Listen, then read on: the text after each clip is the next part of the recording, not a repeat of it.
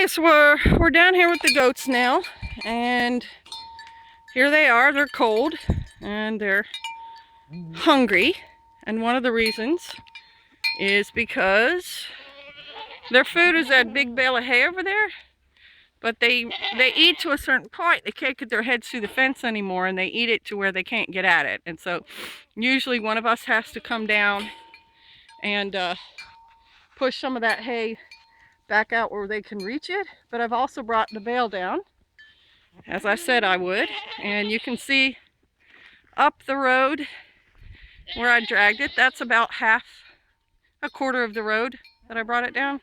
And then you can see my trail, and we got it here. And then this is where we keep our sweet feed, which they have been naughty and pushed open the lid. They do it with their noses. See it cracked there because they're hungry, but they can't get the lid off because we bungee it closed.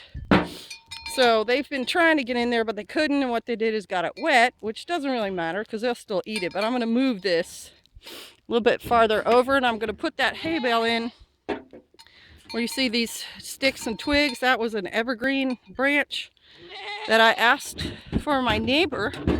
He cut down a bunch of evergreen trees, and so I asked him if I could have them, because usually what happens when a farmer cuts down evergreens is they burn them. But goats will eat them, and they get valuable nutrients from them. I'm gonna have to untie that to get this moved out of the way, but I'm gonna put the hay bale right here, so their heads have to go through the fence to eat it, and they can't step all over it, because goats will not eat something that they've stepped on, and they're notorious about being messy eaters.